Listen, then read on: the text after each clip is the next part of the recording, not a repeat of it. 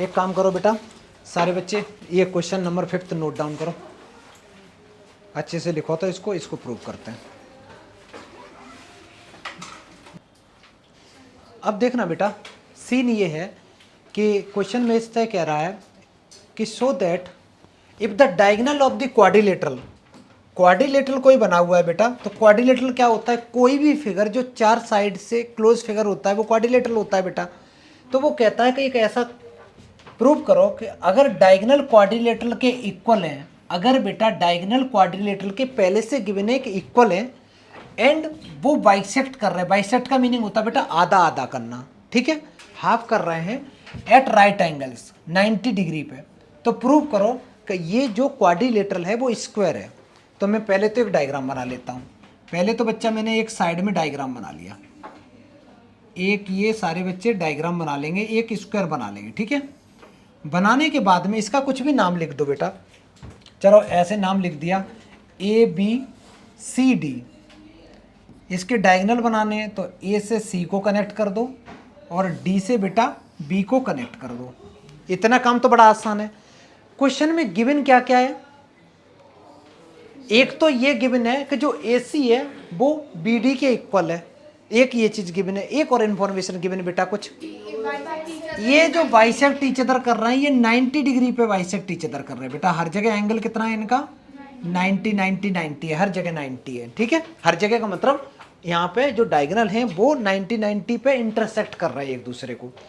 अब कहानी ऐसे स्टार्ट होती है बच्चा, सारे बच्चे यहाँ देखेंगे। क्वेश्चन में मेरे को अगर ये प्रूव करना है कि ये एक स्क्वायर है, स्क्वायर की खासियत क्या होती है, स्क्वायर की दो खासियत होती है, ऑल साइड्स इक्वल होती हैं, ये एंगल तो 90 होते ही होते हैं। दूसरी बात क्या होती है, उसके डायगोनल भी जो होते हैं इक्वल होते हैं और बाइसेक्ट ईच अदर कर रहे होते हैं 90 डिग्री पे। ये सारी खासियत किसकी होती है, स्क्वायर की।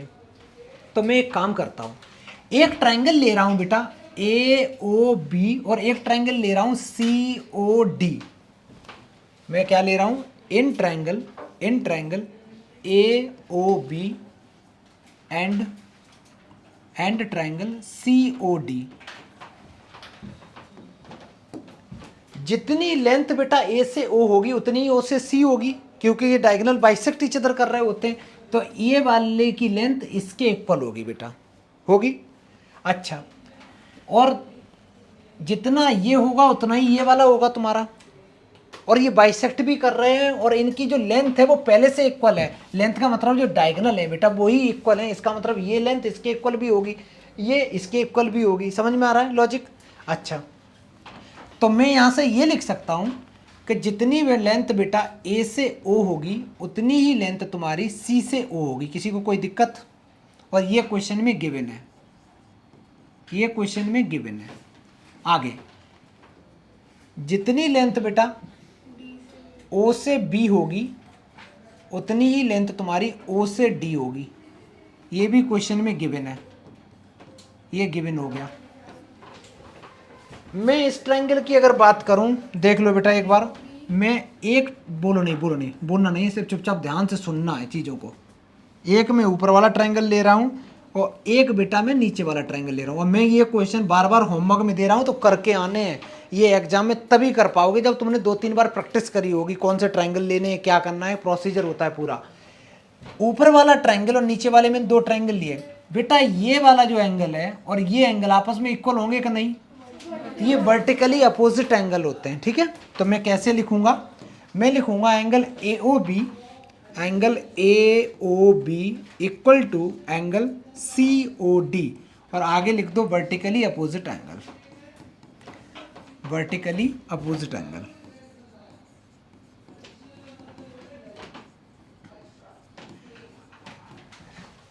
दो ट्रायंगल में ये साइड इसके इक्वल, ये साइड इसके इक्वल, बीच का एंगल इक्वल, तो कौन सी प्रॉपर्टी से कॉन्ग्रुएंट हो गए बेटा? SAS, side angle side. तो मैं लिख सकता हूं ट्रायंगल AOB ये तुम्हारा कॉन्ग्रुएंट हो गया बेटा ट्रायंगल COD के।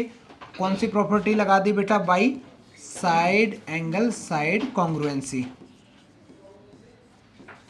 या साइड एंगल साइड क्राइटेरिया लिख दे रहा हूं, ठीक है।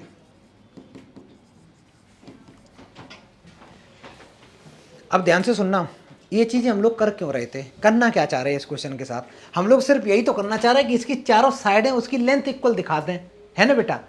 तो एक चीज़ बताओ, जब ये दो ट्रायंगल हैं, ये दो ट्रायंगल मैंने कॉन्ग्रुएंट प्रूव कर दिए, तो कॉन्ग्रुएंट से एक चीज़ मैं कर सकता हूँ, जितनी लेंथ ए बी होगी उतनी तो डी सी होगी by C P C T से। तो मैं लिखूंगा यहाँ पे ए बी इक्वल टू तुम्हारा सी डी हो जाएगा। ए बी इक्वल टू तुम्हारा, देखो ए से बी ये ले रहा हूं तो ये सी के डी के इक्वल होगा, ऐसे होता है ए बी तो सी डी, ये इक्वल हो गया। आगे लिख दो by C P C T, ये इक्वेशन नंबर 1 इसका नाम लिख दो बेटा। एक चीज ये आ गई कि तुमने ए बी को बेटा सी डी के इक्वल प्रूव कर दिया। आगे सुनो, अगर मैं इसी में जो प्रूव किया है इसी में मैं ऐसे लिखूं, ये वाला एंगल, इस एंगल की मैं बात करूं तो इसको मैं लिख सकता हूं ओ ए बी एंगल को लिख सकता हूं ओ सी डी एंगल लिख सकता हूं इक्वल। कौन सा लॉजिक लगा के? नहीं, ऑल्टरनेटिव तो तब लगाएंगे जब मेरे को पता हो ये दोनों पैरेलल हो, अभी तो मेरे को पता ही नहीं। तो अभी मैं कौन सा लगाऊंगा बेटा? C P C T, very good. तो मैं लिखूंगा angle O A B equal to angle O C D, आगे लिख दो by C P C T. Interesting चीज ये है बच्चे लोग, अगर ये छुटकू सा एंगल इस छुटकू के इक्वल हो गया, ये एंगल इसके इक्वल हो गया, तो भैया ये ए बी और सी डी लाइन आपस में कैसी हैं? पैरेलल हैं। समझ में आ गया? Therefore A B is parallel to C D, A B parallel हो गया सी डी के। ये एंगल अगर मैंने इसके इक्वल कर दिया तो पक्का ये ए बी और सी डी लाइन पैरेलल है, ठीक है। ऐसे ही बेटा मैं ये भी कर सकता था कि ये एंगल इसके इक्वल पुट करके तब भी मैं कर सकता था कि ये दोनों लाइन पैरेलल है, ठीक। तो एक काम तो समझ में आ गया कि ये दोनों लाइन आपस में कैसी निकल आई, मेरी पैरेलल निकल आई। इसके अलावा ये एंगल इसके इक्वल होगा, ये एंगल इसके, मैं पूरा लिख नहीं रहा, पहले इतना काम करो तो बेटा इसके आगे फिर दूसरा करते हैं, जल्दी करो इतना अच्छे से। सुनो बेटा, सही आंसर था, मैं कंफ्यूज कर रहा था, ठीक है। ध्यान से सुनना बेटा, इतना काम तो कर लिया, मैं इसको हटा दूं। अब अभी मैंने ये दो ट्रायंगल लिए थे और ये दो ट्रायंगल लेके मैंने ये प्रूव कर दिया कि ये वाली साइड और ये वाली साइड आपस में इक्वल है, ठीक है। अगर बेटा अपोजिट साइड इक्वल है और पैरेलल भी है तो ये दोनों साइड जो हैं, ये दोनों की दोनों साइड बेटा इक्वल होंगी कि नहीं होंगी? होंगी। पैरेलल होंगी कि नहीं होंगी? होंगी। क्यों होंगी? ध्यान से सुनना, अगर मान लो बेटा, अगर ये हो, कार्तिक घर जाओ, चलो तो बेटा घर जाओ, ये वाली साइड इसके पैरेलल हो गई। अगर मान लो ये साइड में ऐसे बनाता बेटा, एक साइड मैंने ए बी ऐसे बनाई और जो सी डी लाइन है, सी डी लाइन बच्चा मैं ऐसे बना देता, ठीक है। इसकी लेंथ और इसकी लेंथ में इक्वल कर देता, ए बी ये कर दिया और सी डी मैंने ये कर दिया। अभी भी अगर ये आपस में पैरेलल है और लेंथ इक्वल है, इसको इससे जोड़ूंगा, इसको इससे जोड़ूंगा, तो ये लेंथ और ये लेंथ इक्वल होगी कि नहीं होगी? होगी। ये इसके पैरेलल होगी कि नहीं होगी? होगी। तो therefore A B C D is a parallelogram. एक चीज तो पक्की हो गई कि A B C D G बेटा मेरा पैरेललोग्राम है, जल्दी लिखो। ये तो पक्का हो गया कि ए बी सी डी एक मेरा पैरेललोग्राम बन रहा है, ठीक। इसके बाद जल्दी लिख बेटा, लिख लिया तो जल्दी लिखो ना, मैं आगे बढ़ाऊं। A B C D is a parallelogram, मैं आगे बढ़ रहा हूं। ए बी सी डी अगर पैरेललोग्राम है तो यहां से तुम लोगों ने एक लॉजिक ये निकाल सकते बेटा, जैसे तुमने बोला था कि A B equal to C D जैसे निकाला था, ऐसे ही यहां से क्या लिख सकते हैं हम लोग? A D equal to B C. किसी को कोई आपत्ति? अगर A B C D parallelogram है तो A B equal to opposite side से उसकी इक्वल होंगी, पैरेलल भी होंगी, इक्वल भी हैं बेटा इस केस में। तो ए डी इक्वल टू तुम्हारा बी सी हो गया, इतना लिखो, ठीक है। अब यहाँ पे सीन ऐसा बन रहा है बेटा, देखो ए बी जो साइड है ये हो गया ए बी वाली सी डी के इक्वल हो गया और ये वाली इसके इक्वल हो गया। अभी तक मैंने ये प्रूव नहीं कर पाया कि ये चारों साइड आपस में इक्वल हैं या नहीं है, ठीक है। तो अब मैं वही करने वाला हूँ, इतना किया, मैं हटा रहा हूँ बेटा ये पूरा जो भी है। फिर मेरे को डायग्राम बनाना पड़ेगा। चलो मैं इधर का हटा देता हूँ। यहाँ से दो चीज़ें प्रूव कर ली हम लोगों ने कि ए बी जो साइड है वो मेरी इक्वल हो गई बेटा बी सी, वो सी डी साइड के, ए बी सी डी। अब मैं ये वाले दो ट्रायंगल ले रहा हूं बेटा, एक ट्रायंगल ले रहा हूं ए ओ डी और एक ले रहा हूं C O D. In triangle A O D and triangle C O D. A O D triangle में और सी ओ डी ट्रायंगल में तुम लोग खुद बताओ क्या क्या चीजें इक्वल हैं। O D common, very good. A O equal to O C और A O D equal to C O D, each 90 degree हो गया ना बेटा। तो यहां से मैं क्या लिख सकता हूं, तो इसमें कौन सी प्रॉपर्टी लग रही है तुम लोगों की? इसमें लग रहा है S A S, very good. तो लिख लो बेटा, एक तो लिखोगे तुम ए ओ इक्वल टू सी ओ, ये गिवन है।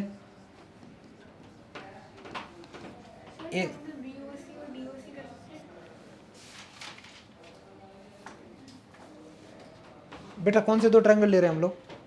ट्रायंगल कौन से ले रहे हैं? नहीं, ट्रायंगल कौन से ले रहे हैं? ट्रायंगल कौन से ले रहे हैं?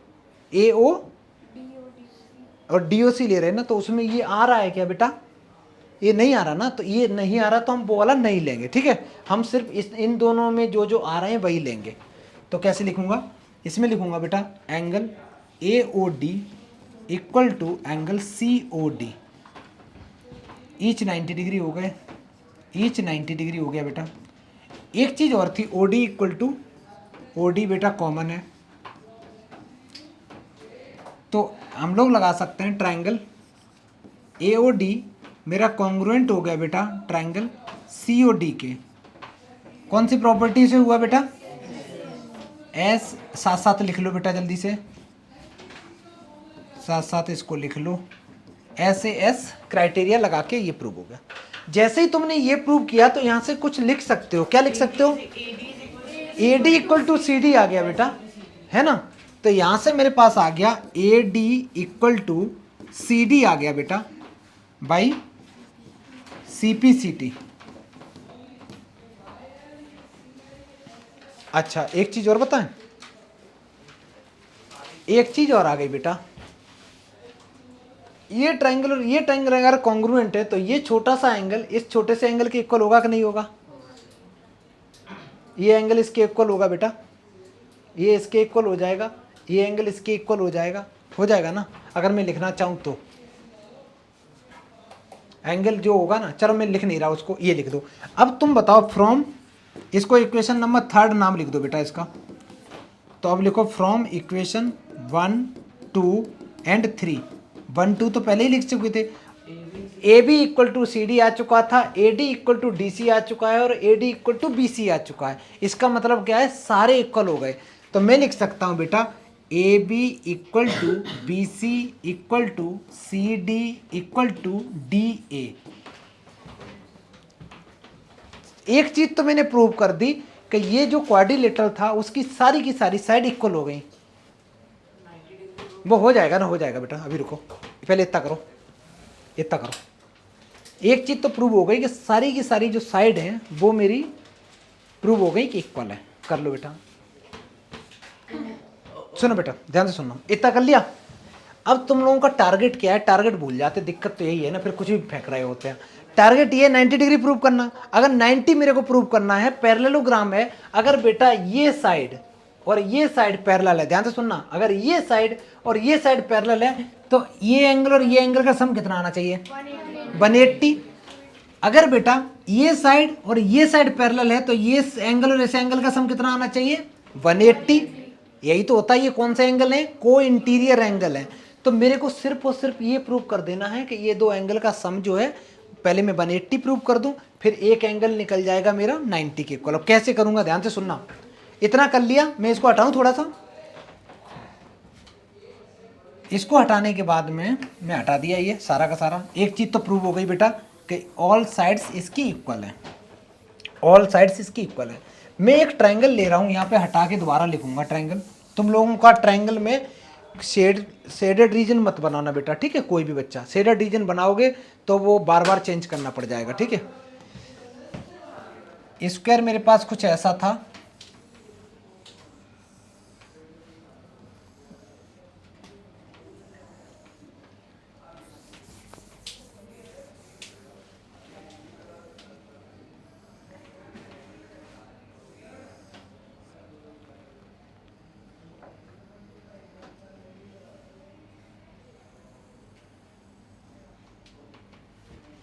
ए बी सी डी। हम लोगों ने ये प्रूव कर लिया कि ये साइड इसके इक्वल हो गई, ये साइड इसके इक्वल हो गई, ये सारे एंगल 90-90 हो गए, ये सब पता चल गया बेटा।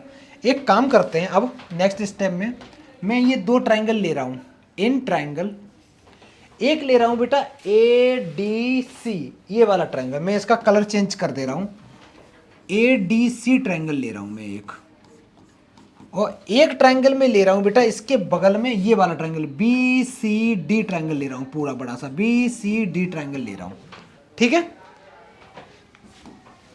तो अगर मैं बात करूं इन triangle A D C and triangle B C D, मेरे को बात बता बेटा, ये जो येलो वाला मैंने ट्रायंगल बनाया इस ट्रायंगल में, और इधर जो ट्रायंगल बनाया इस ट्रायंगल में, क्या A D equal to B C है।